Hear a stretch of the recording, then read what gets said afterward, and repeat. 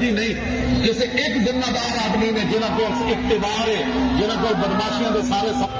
پورے 14 اگست پتوں لے کے تھلے تک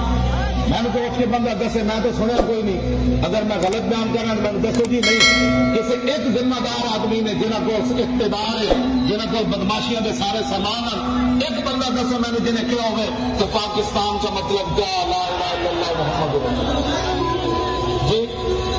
دسو میں نے کسی ایک نے نعرہ لایا ہوگا کہ پاکستان اس لیے بنا بس صرف جناب جی پریڈ ہو رہی ہے جی جھنڈا لہرایا جا رہا ہے دسو میں پریڈ کیوں ہو رہی اور دسو میں قائد اعظم 18 لاکھ بندے کیوں شہید کروائے اور دسو 70,000 مسلمانوں کی کڑیاں کیوں چک کے لائے گئے سکھ ہندو اور دسو مسلمانوں کی دھیاں کے بڑے کیوں کٹے دسو مسلمانوں کی دھیاں دریاواں کے کنواں میں کیوں چھاڑ ماری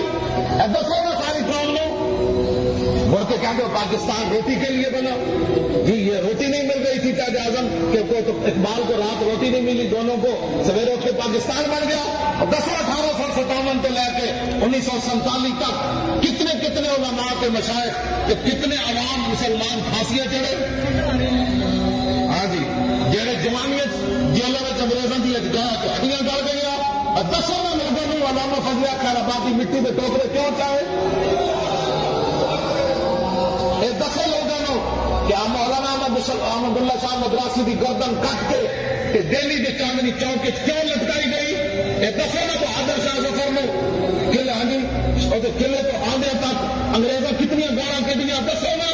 بہادر شاہ ظفر کو حکومت کسینا ہے نا دسو بہادر شاہ ظفر نے سویرے ناشتے وہ پتروں کے پوترے کے سر کٹ کے قلعے پیش کیتے تھی سمجھتے ہو بھائی رات پانو خواب آئی سویرے پاکستان بن گئے بدماشوں سانا دسو پھر اسی دنیا میں دسیے ٹیویاں پہ کہاں جو دیکھنا جو پوری قوم رون نہ لگ گئی تو گل کرنا